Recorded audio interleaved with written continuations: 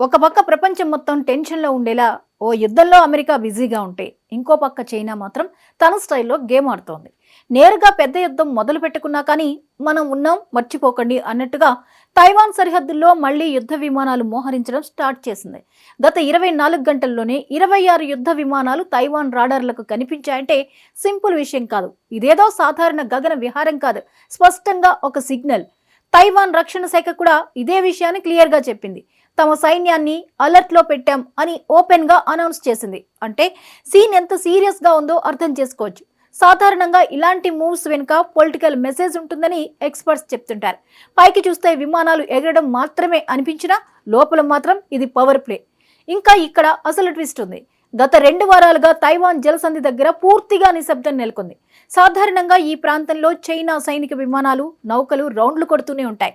అది అక్కడి రోజువారీ సీన్. కానీ ఫిబ్రవరి 26 తర్వాత అకస్మాత్తుగా అన్ని స్టాప్ అయ్యాయి. విమానాల జాడ, నౌకల కదలిక లేదు. ఇలా పూర్తిగా సైలెంట్ అవ్వడం 2021 తర్వాత ఇదే ఫస్ట్ టైం.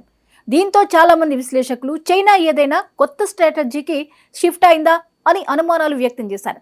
కొందరైతే బహుశా డిప్లొమాటిక్ చర్చలు జరుగుతున్నాయేమో, అందుకే తాత్కాలికంగా శాంతి పాటిస్తోంది అని కూడా అనుకున్నారు. అంటే ఒక్కసారిగా వచ్చిన ఆ నిశ్శబ్దం అంత ఈజీగా తీసుకునే విషయం కాదు. కానీ ఇప్పుడు చూస్తే ఆ మొత్తం సైలెన్స్ కేవలం ఒక గ్యాప్ మాత్రమే అనిపిస్తోంది. ఎందుకంటే చైనా మళ్ళీ తన పాత స్టైల్కి వచ్చేసింది. గడిచిన 24 గంటల్లోనే 26 యుద్ధ విమానాలు, 7 నౌకలు తైవాన్ చుట్టూ తిరిగాయి. ఒక్క శనివారం రోజే అంత పెద్ద సంఖ్యలో విమానాలు గగన విహారం చేయడం అంటే అది ఒక clear show off force. Taiwan రక్షణ మంత్రి వెల్లింగ్టన్ కూడా ఇదే విషయాన్ని కన్ఫర్మ్ చేశారు. అయితే చైనా అవసరమైతే బలవంతంగా అయినా తైవాన్ మళ్లీ కలుపుకుంటాం అని చెప్పిన సందర్భాలు కూడా ఉన్నాయి. అది ఒక వార్నింగ్ లా ఉంటుంది. దానికి రియాక్షన్ గా తైవాన్ కూడా తన రక్షణను బలోపేతం చేసుకుంటోంది.